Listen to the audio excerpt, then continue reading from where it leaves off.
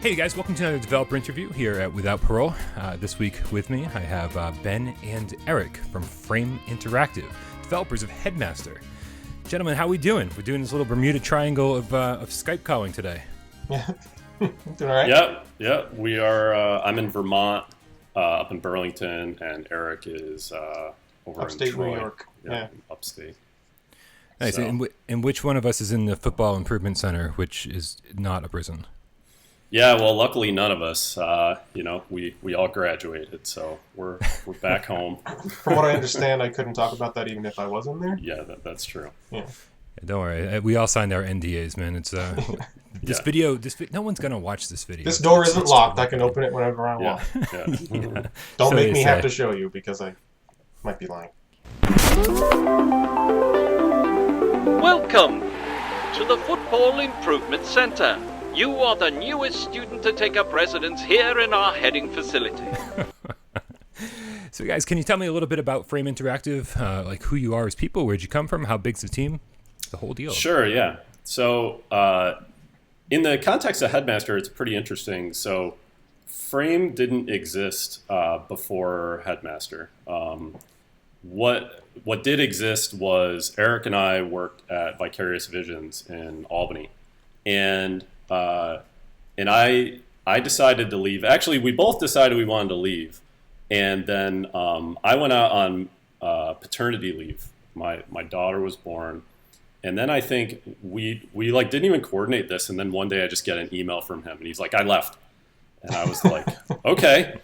And I had been planning on leaving after my paternity leave, and then I left. And perfect time to quit a job, right when your newborn is born. Right, it was. Well, I figured I'll just pour myself into being a dad for a while, and then figure out what I was going to do next. But both of us really had a drive to go independent, and we had talked about doing something together, but we had like no real plan of what we were going to do. We hadn't even decided that we were going to work together. So anyway, I left and went to a game jam in Boston that was actually put on by the guys that ran Alchemy Labs, Alex Schwartz and Devin Reimer. And Valve came out and brought their desktop prototype. It was like that real early days of VR. And I really wasn't thinking too hard, but they had positional tracking, and I thought, okay, I'm just going to do what comes to mind, so I'm going to make heading soccer balls. And it truly was like an hour-long prototype before I brought it up to try out on their hardware, and we had a good time. Like, we were laughing, just bouncing balls off our heads. So the whole idea of where Frame came from started with that, and but at that point I didn't have a company. I was just Ben, the new dad. Eric was the guy who left his job to make comics, and then stuff kind of happened after that made things pretty interesting. So did Sony approach you, or how did you get on board with them? Yeah, so I guess that's kind of like part two of the story. So I worked on this prototype for a little while, trying to figure out what to do with it. And I don't know, as anybody could probably imagine, you have a game about heading soccer balls in VR, and the biggest question to me was like, is this an actual video game? Like, I really couldn't truly say like this is worth dedicating years of my life to. Like, it just was this weird thing, and people laughed when they did it. And Eric and I, talked here and there about.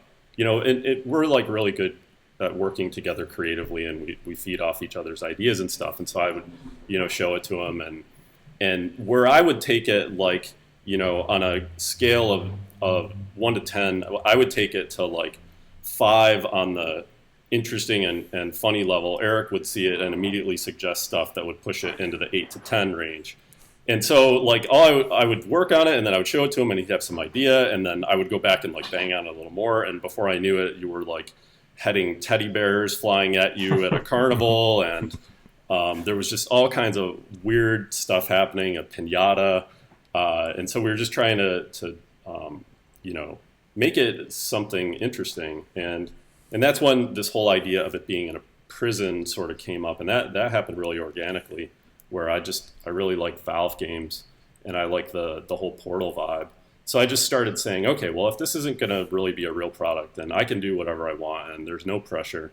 I'm just going to, just riff in directions that I like. So I added explosions. I added this omnipresent computer-generated voice, made it at night. All these weird things just started coming up, kind of with a no-fear attitude.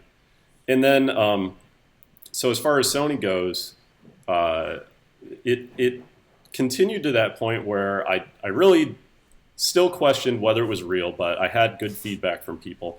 And I got a ping from the people at Indiecade East about they had an open slot for what they call show and tell, which is not glamorous at all. It's they'll allow indie creators to go show their game to people for a set time, and it's not prestigious or anything. But I was like, okay, cool. I could go down to New York City, show the game and get some feedback. And I asked Eric if he wanted to go, and so we packed a huge desktop PC in my car and trucked our way down to New York and had kind of an adventure there. So once we got there, the plan was to show the game, I think it was on Sunday.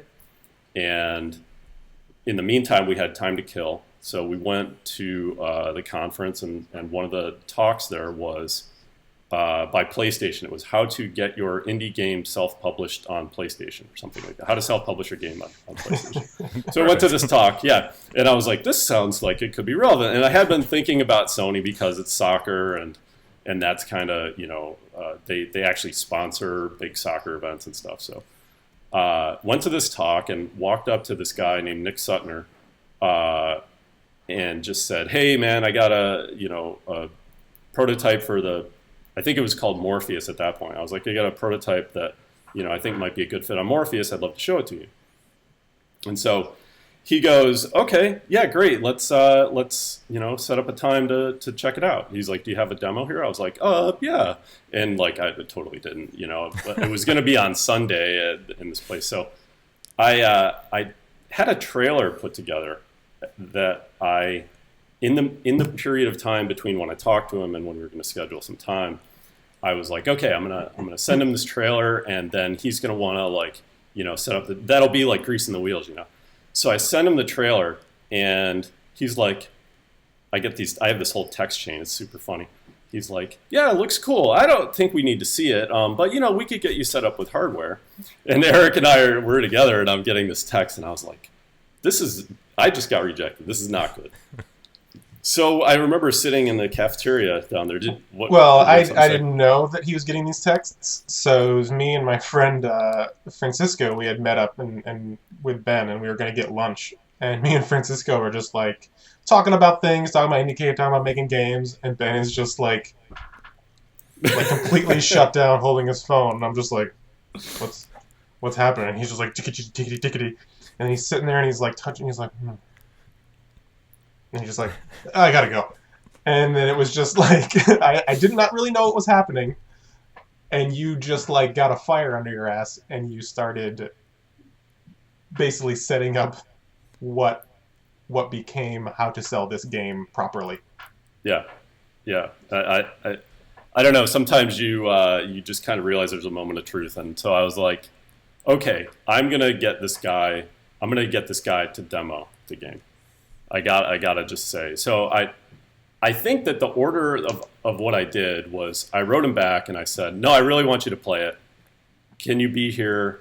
I'm gonna get a room, and will you come?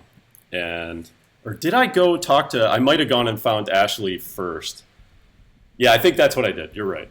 So I went and I found a person that worked for. I walked into the staff room at Indiecade, as if I should do that, and found somebody. I was like, I got a demo to Sony. I could really use a room.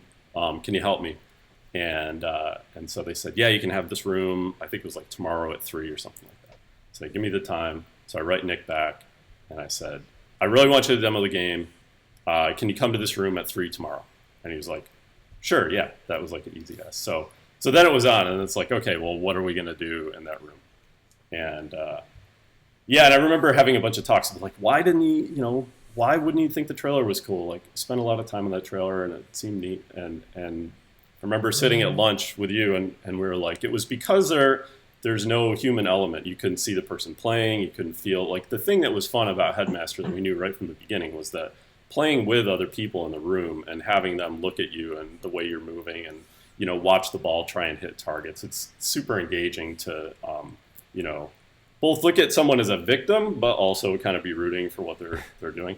So we said we got to make it more social, and we just said, okay, let's stage a Headmaster party in the room. Mm-hmm. And so Eric's friend Francisco knew a fair number of people there because he lives in New York City, and so the mission became, okay, we're going to set up in this room, and we're going to bring a whole bunch of people in, and we're going to have a party for when the Sony guys show up. So that's what we did. We set up the computer, and then I swear, I think Francisco and I didn't know what was happening because I was setting up the computer at that point. You guys just ran around and started grabbing people? Yeah, he just started tweeting out, like, hey, anyone indicate want to play a game, blah, blah, blah. And so, like, all these people just start showing up at the door. Nice. Yeah, it was like it was an impromptu, and then a little bit like all right, everybody, they're coming. Have fun. Right. Yeah, we had people playing, and so it was pretty funny that when Nick and Brian Silva, his partner, walked in, there was all this activity and these people like doing the motion and everything, and so they walked in and played, and it went awesome. They thought it was just super cool, and I'm sure the vibe of having everybody there was no small part of it. And, I don't even know if they picked up that we had constructed this whole thing. It's just sort of like, hey, oh, this just happened, you started the game. Can't keep these people out of this room. Yeah, I know. They saw through the window. So, so coming back around to your question of, like, the beginning of Frame. So I got in a conversation with Nick after, and, it really was around what now? And he was like, so do you have a company? I was like, no, I don't. Do you want money? And I was like, I don't even know, really. I mean, I want to work with you. Like, I want to figure out the best path forward for the game and working with you. And so he set up it was a great conversation. And, he set up a meeting at the Game Developers Conference, and I pitched it formally to, the guys there. And they took it immediately in the meeting, and we pretty much were off and running at that point. So that was kind of the beginning of the company, but at the meeting, they were like, we want to show this at E3. We want this to be like, one of the launch games on the platform, and this is, it's going to be great. And I'm just like, holy cow. Okay. This went from this whacked out thing that I didn't think deserved to be a game to got to get it ready for E3 for the launch of the hardware and stuff. So, and that was from March to when's E3, like May, June. So it was like 3 months or so to get hardware, get up and going, and take this thing and make it playable on the show floor on PS4. The whole Indiecade experience also, I think, really showed off the differences between Ben and I and why we had to work together. Because this isn't fully true, but it felt like when he told me, like, oh, I sent him the video and they said, that sounds great, I'll get you some, we'll get you some gear. I was like, oh, that's great, you've done it. And Ben was like, right. I have not done it. I have not done anything. They need to see it. And in my head, I was just like, yeah, any success is success. At least at the time, that's how I was. And then when it came time when I finally understood what he was talking about and how important this actually was, it came time to, like, get the best presentation of the game forward. Then I felt like I was like, oh, now it's Eric's time. Like, I'm going to go cash in on some of the social capital that I've built up over years of making free adventure games in my spare time when I was 16. Like, that's where I met Francisco. Right. Like, hey, Francisco, who do you know? Well, I guess I know one person. And then no, that's true. I would have been totally screwed. I mean, it would have been one thing for me to be by myself and say, we got to have a party. I mean, I would have just been the crazy guy walking around with flyers in Indiecade, And so, yeah. Handing out $5 to people just to I know. I know. So yeah, it all came together at that point, and yeah. So to continue the story, yeah, pretty much got things ready for E3, and yeah, and then was on stage. Not I wasn't personally on stage, but Headmaster was shown on stage during the during Andrew House's, here's everything PSVR at E3, and got to be in the audience and everything, and so yeah, it was pretty crazy, kind of the formation of everything. I was talking to White Moon Dreams last week, and they were kind of talking about how all the PlayStation VR developers ended up being like this little community. Like they were all kind of helping each other out, and they were all like interacting with each other on a regular basis. Was that a community you found yourself to be part of? Yeah, actually. So one of the super fascinating bits of that whole origin story almost was when I went to GDC to pitch the game to Sony formally. I work inside of big companies. I was a game director at bigger studios, and so I genuinely didn't know how to pitch the game as an indie. So I remember reaching out to this guy that I kind of knew. His name is Chandana Ekanayake, but he goes by Eka. Yeah. So, Outer Loop games now. Yeah. So Outer Loop. So I kind of knew him, and I just reached out to him and I said, "Hey man, can you help me work on this pitch? I got to figure out the financials. I got to figure out how much I should ask for and all this stuff." And that was the beginning of a great friendship where he just brought me in and was like, "Okay, you want to think about this? You want to do that?" And just he bought me a cup of coffee to tell me how to do that. And so that spirit of just inclusiveness and bringing me in was super great. That was right at GD. I mean, this is hours before my meeting. And then, so I went, I did the pitch. He was actually pitching Wayward Sky in that same cycle. So I think that night we both pitched our games and both found out we were a go. And then we went out and had a celebration dinner, which was pretty awesome. Nice. And so as far as the community goes, Eka and I, but Eka was the one that hit the button, founded a group on Slack of PlayStation VR developers and brought everybody in. So pretty much everybody that was shipping for launch was in that group and talking to each other and helping each other kind of get over the finish line. And then White Moon Dreams also was the one that did the demo disc. So we were working with them to get all the demos done and everything. So yeah, it was a really, really tight group. I mean, VR in general is a pretty friendly group of developers who just want to see everything, grow. But PSVR especially, we were kind of a tight little group. Nice. You touched on this a little bit when you first mentioned, this is what I know, hitting a soccer ball with my head. But it's almost like a deceiving concept for a game. When I remember when when I was looking at what launch titles I'm going to buy, I'm going through the PlayStation store and I'm like, oh, here's one with a pitch and a soccer goal and soccer balls and stuff. I'm like, I'm not a sports guy. I'm going to skip this one, right? So did you find any problems with marketing, trying to figure out, trying to tell people, yeah, that is what you're doing in this game, but it's not a soccer game? Yeah. That was a really interesting point and something we had to think about a lot. And also the fact that PlayStation in particular is international. And so, you're dealing with North America, and then you're dealing with Europe, and you're dealing with Asia, and each one is very different. And, I'm telling you all this in hindsight. I mean, I didn't really understand the magnitude of that difference, but to be able to sell a game like Headmaster into Europe is easy. They practically grow up heading soccer balls. So, I mean, to them, it's a normal thing. And so the UK especially, you could just say, hey, we're going to play a game of headers. And they'll be like, okay, yeah, keep you uppy with your head. It's something that they do. And whereas in the States, it's totally not. Even people that like soccer are not plugged into soccer culture that way. So yeah, we talked a lot about what should be the way it goes out. But I mean, the logo right from the get-go, Eric had the idea to do the Magritte,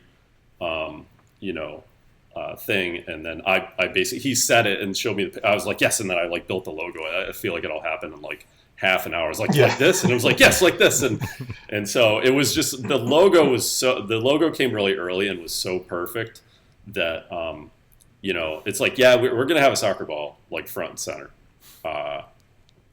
and so that I was about to say that kicked it off in that certain direction, which I don't know how these puns happen, but It's perfectly. But yeah, so as far as we went, I can totally understand people's dilemma about, okay, I'm not a sports gamer. And Eric is not a sports. He's not a sports ball I'm guy. not a sports.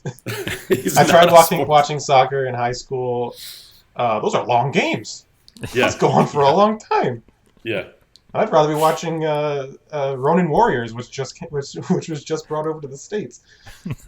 That was like a thing that I always, like, in another like in hindsight thing.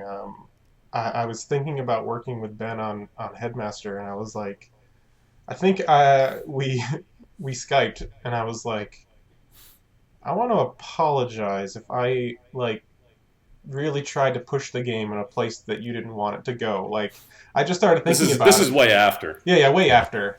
Yeah. It was actually like maybe 4 months ago. Mm-hmm. I was just thinking about it because like I'm working with some people now, and anytime they recommend something to me that just like does not fit my vision, I'm like, what are you talking about? And I'm just like picturing Ben, who brings this, like, because he brings the love of soccer with it. He brings all this knowledge of, I mean, he built it. I don't know how to do any of that. He built a company, and he got a whole bunch of money and then did not freak out and hide under the bed. Which I don't know how he... Victory! So when I kind of felt like he's like, what about this? And then I go away for a couple of days, and I come back, and I'm like, here's this idea. It's a machine that spits fire, and it's called the Super Soccer Blocker, and it's going to take 2.5 months to figure out. And I'm just like, and here's the story. I got this idea for a story, and like I want it to be huge, and I want it to be big.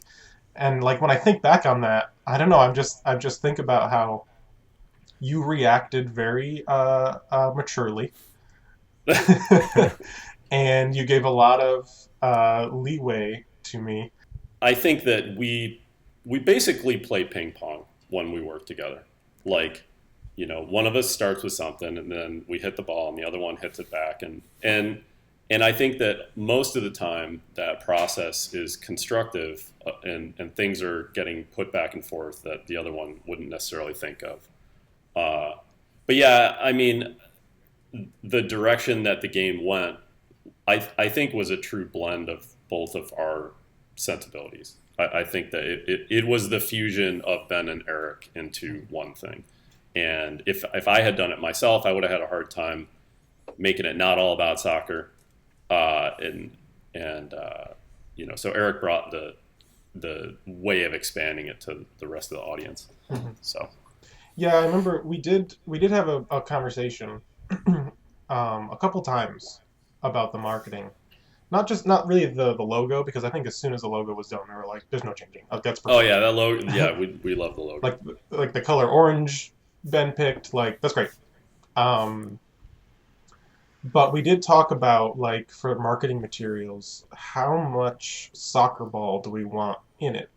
Because of exactly what you said, which is someone could look at it and go, oh, I don't like sports, click, and then they're gone. Yeah. And as soon as somebody sees, it's very unique, I think, for gamers at least, that there are people who will see a game and then there's like a gun in the lower right-hand corner and be like, oh, I don't like shooters, I'm gone. But that segment of the audience, I think, is much smaller. But sports, like, you can just turn people off instantly. And, in my personal belief, Headmaster is not a sports game. It is a game where you do an action that resembles sport. But the tasks that we're asking you to do and the challenges we're putting in front of you are like a universal, like, physical reaction. Like, you hit a thing and then it hits a thing, and that's fun. That's always fun. Mm-hmm. And it's like that's what pong we for your wanted head. people to know. Yeah, that, especially with your head. That's what we Yeah. wanted people to know, is that it's a challenge game. It's a little bit of a puzzle game, and hopefully, the story that we put in it is an entertaining enough thing that it makes you realize that it isn't just like, it's not a coach telling you, oh, we got to do this thing and all that. It's, Mm-hmm. wait a minute, what's happening? It's like, Yeah. oh, this challenge is hard, and maybe I don't want to keep doing this, but I do want to know what's happening, so I'll stick with it. And then you get to the next challenge, you're like, oh, I really like this challenge. So it was just a series of things that we built up to make sure that there's a certain amount of people who will get hooked on the story, and a certain amount of people who will specifically like it for the challenge, a certain amount of people who will like it because it's the sport, and then a group of people who will just like it like full on because of everything that it is. Mm-hmm. Mm-hmm. Eric, I've only known you for 20 minutes now, and I can already tell that you were the one that wrote the story. I did. So then I have to direct the next question towards you. I mean, it's really funny. The dialogue is, it's dark and a little disturbing, which is like right up my alley. It's not something I expected to experience in this kind of game. So I've got to ask, like, what are your like comedic inspirations? Well, I mean, definitely, it would be dumb not to just say Portal right off the bat. Perfect. It's very rare to find a game that you actually laugh at. But, you know, growing up, it was always, obviously, as soon as I saw Monty Python, it was on TV. It was on, like, Comedy Central at the time, when Comedy Central was first coming around. And I was watching it, and I was like, what is this? And my mom walks in the room, he's like, oh, you never heard of Monty Python? And I'm like, Mom, why didn't you not tell me about this? But, you know, just that goofy stuff. And I think the main thing about my particular humor that I like to write is it can get very weird. And again, the thing that of working with another person is that other person stops you from going to a place that is so weird it's potentially alienating. And there were many things that I pitched to Ben that I was super excited about. And he was like, hang on a second, let's just walk this back a little bit. The 70s cop episode that I wanted to do inside Headmaster, where it just turns into... I don't even know how we would have gotten to it. I did not think that much into it, but I was super excited about it, and I pitched it to you, like, I think 2 or 3 times. But I don't know. I like things to be funny, and I like them to be funny quickly. A joke that is belabored or something that you hold on to for a very long time just to eventually get to that like quick change at the end. I would rather you laugh early and then you laugh often.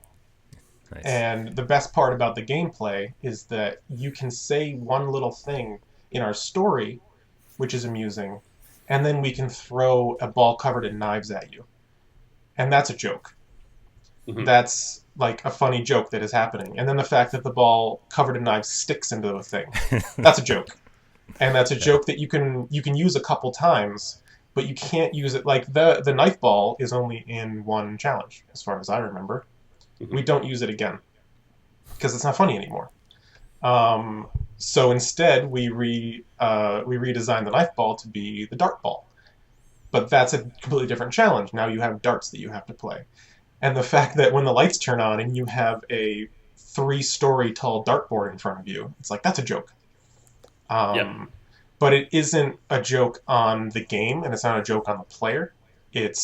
We always tried to make sure, that the humor was on the Headmaster, that he's dumb, and that, Carl's a little bit of an idiot, but he's got a lot of heart, and he's kind of being funny on purpose, but the Headmaster is never funny on purpose. And we didn't purposefully want to make the player feel like we were making fun of them. That, I think, would be the probably the like humor guidelines that we ran on. Maybe not purposefully at the start, but definitely towards the end. And the last thing, I remember I was writing the interactions between Carl and the headmaster through the notes and the way headmaster talked to him. And I was just, as I was writing, I was like, all right, as far as I'm concerned, the headmaster and Carl are in love. They are, if not married, they're at least they're they're in love, and it is a very strained relationship because the headmaster is broken. Carl is a cool dude who just takes things as they come, but the headmaster is so wrapped up in what it means to be successful and keeping things together and keeping things tight that he can't relax and calm down and realize that what he has is really great. And I remember pitching that to Ben, and I wasn't like nervous, but I was like, is this too far? Is this like, am I thinking too much about this story? But it was just like, okay, all right, yeah. No, and then that brings me to the one level that we didn't do that I have the most, that I wish that we could have done, which was the breakup. Yeah. And the breakup where the headmaster is basically tossing all of Carl's stuff out of the window, and then you have to head into the garbage. And so with each toss, he's saying something more angry and, oh, you never appreciated me. I paid your bills, paid your student loans, like, saying everything about how resentful he is. And you're just heading Carl's lawnmower into the trash, and you're heading Carl's old beanbag into the trash. Yeah. An old guitar. Right, an old guitar. His recliner. So it says Carl on it. Please tell me you have some kind of conceptual artwork or some kind of like anything from the levels that didn't make it into the final game. Oh my God! We have so many levels that didn't make it. You got send me stuff, man. My friend Dan made a whole series of levels with a mechanical seal that we called Bubbles, and Bubbles would like head the ball. Bubbles is like the only peer that you had, and the headmaster would like praise Bubbles and tell you, if you could just be like him, if you could just be like this other student. And we had all this stuff going, but then we ended up cutting it because like it would have taken a long time to get the seal like arted. It just was all this stuff. There's so many levels, so many people that contributed great work to the game that ended up not making it in the end because we wanted to make things cohesive for the player. And for a long time, Headmaster was a series of unconnected jokes, and each one kind of was funny in its own way. But it didn't feel like the game had a soul, and it didn't feel like people would be, it's motivating to feel like, okay, I'm going to go play this game, and I'm going to get a joke, and then I'm going to get another joke. But after a while, I think it starts to feel disposable. But, there was a talk that I had. I remember you and I had this, Eric, where we were really at a crossroads. I had gotten a call from Nick, who ended up being our contact at Sony, who was like, I want to let you know, I think this was in February, that the PSVR is going to be delayed. And it was originally going to come out earlier in the year in 2016 than it did. And so what did I think when I heard that, other than, great, now we can make the game even better? Didn't have any more money or people or anything. I just thought, great. And I remember having, talks with Eric at that point about, what's the best path forward. And I remember very clearly you being like, this game needs a story. We need to write a narrative for it, and we need to piece it together. That's the thing that's going to hook it all together. And I remember being like, okay.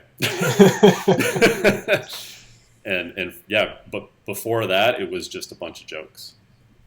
Wow, so because of the delay of PlayStation VR, Headmaster became a radically different game, or a radically different experience, at least. It became a much more robust game. I mean, the game got like 9s out of 10s from people when it shipped. It would not have gotten the quality would not have been there without that delay. And looking back, I could be like, holy cow, did that game really deserve that? But we really wanted to go out and leave nothing.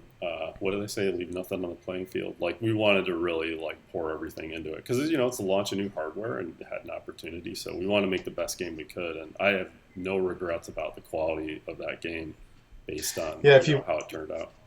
If you want a little peek into the decades of professional studio game development that we have, the end of the game, like a small percentage of people will ever get to it. So justifying, I mean, as far as I'm concerned, the end of the game of Headmaster, a lot of effort went into that. It's Like, so cool. Making that ending, and then not just the ending, but the post credits or the during credits bit. Like, we had to get the voice actor back in and record this like paragraph of story that I wrote. But like, to justify that much work on the end of the game when you know that a very small percentage of people are going to get to it, it was important to me that we did, because it's where you find out that you're done and the story is done, and then the rest of it works. So the way I think about it is that if it did not have the ending, then none of the other stuff would have worked. And having that extra time and the ability to do it, I would definitely say the ability to do it, because like you said, there was no more money.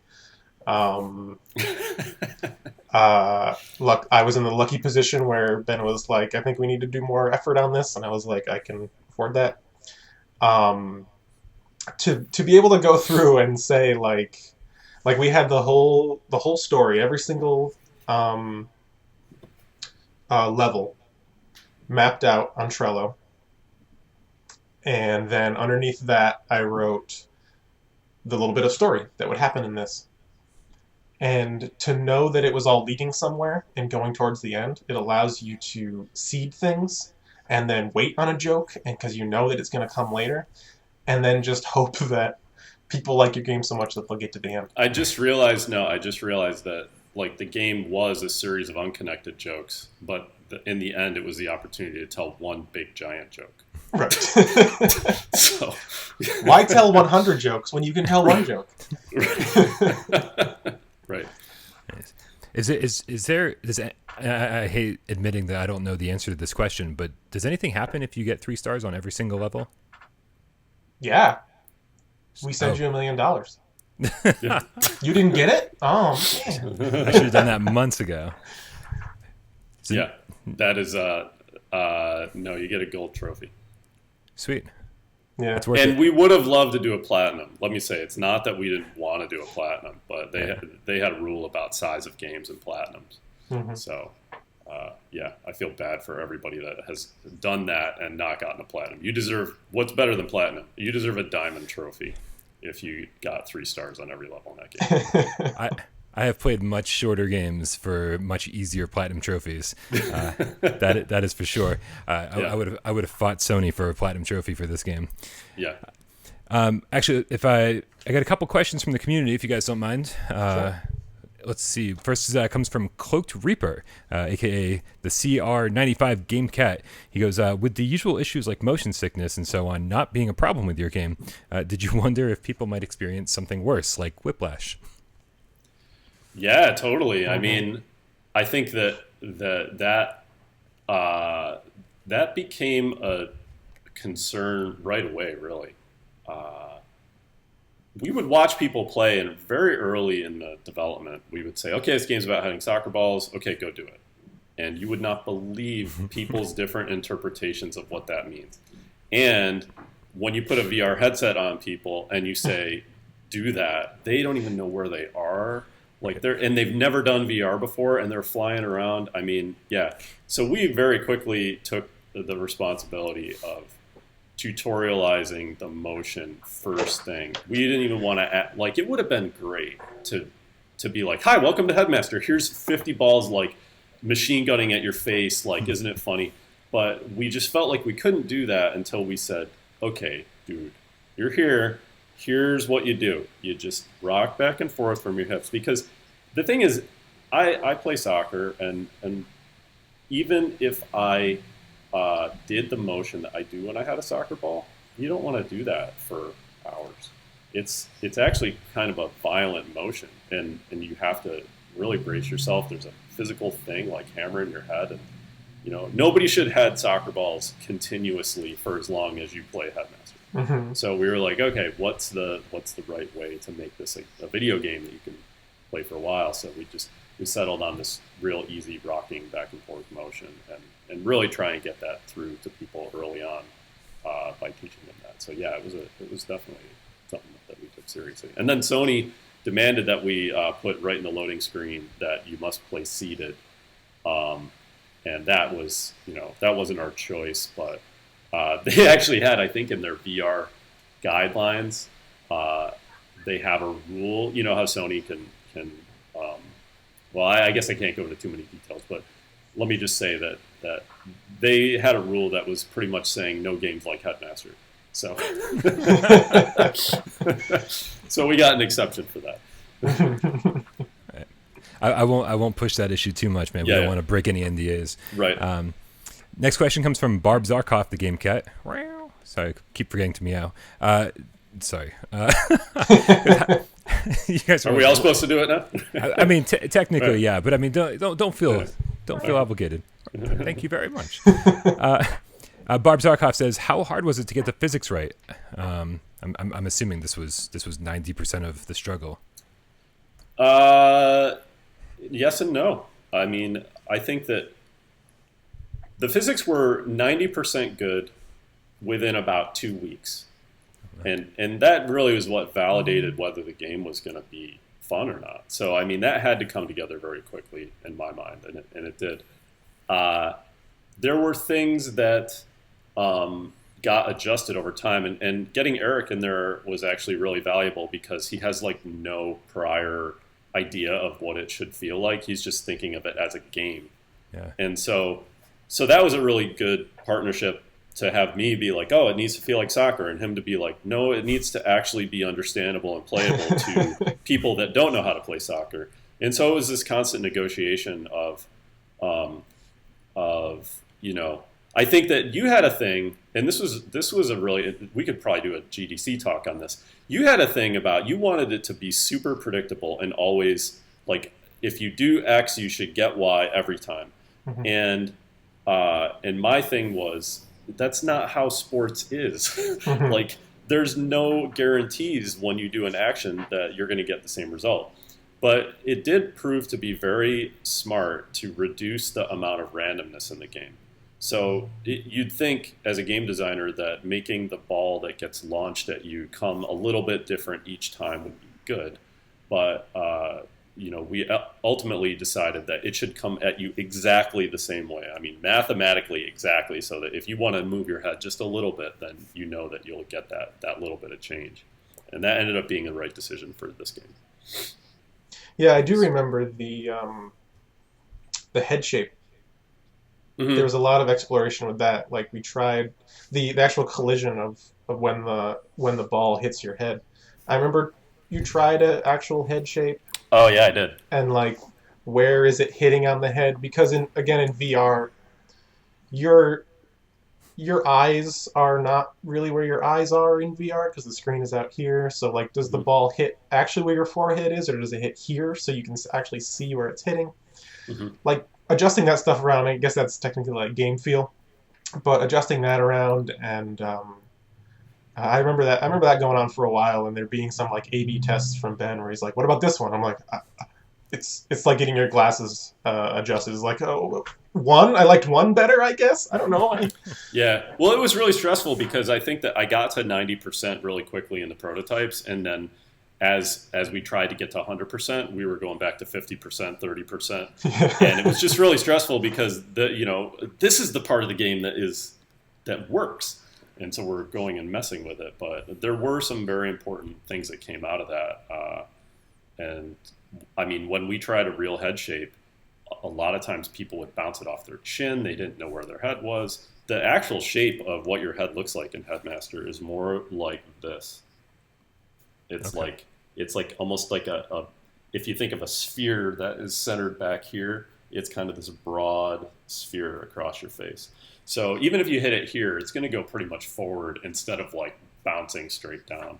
And it's much more forgiving that way. But it's mathematically a perfect surface of the sphere. So you can pretty much gauge if it's on this side of the screen, it's going that way. If it's on that side of the screen, it's going that way.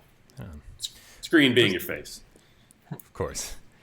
Well, guys, while I have you here, I know this. I kind of framed this. Sorry for the second pun of the day. As an interview about the development of Headmaster. Mm-hmm. But that's not the only game you guys have put out on PlayStation VR. You also published Robot Invader's Dead Secret last year. Sure. Were you strictly publishing that game, or were you involved in the porting process? With that game, so that game came about because I'm friends with the guys from Robot Invader, and they actually used to work at Vicarious Visions too. And so that was just one of those things where Headmaster had come out, and I was exploring other projects to do, and just got in a conversation over drinks at GDC where they wanted to bring it to PS4, and I was like, well, I could probably help with that. And so I did a bunch of the porting work on that and the publishing. And so it was just kind of like a nice palate cleanser after a big, long development with Headmaster. And, after we shipped the PSVR version, there was a long amount of time where the game was still used as a promotional vehicle for Sony. I think for two years, I went over to Europe to the Champions League final, and they ran these like really crazy tournaments for Headmaster. Which, if you like soccer, that's a big deal. If you don't like soccer, it's stupid. But yeah, I thought it was great.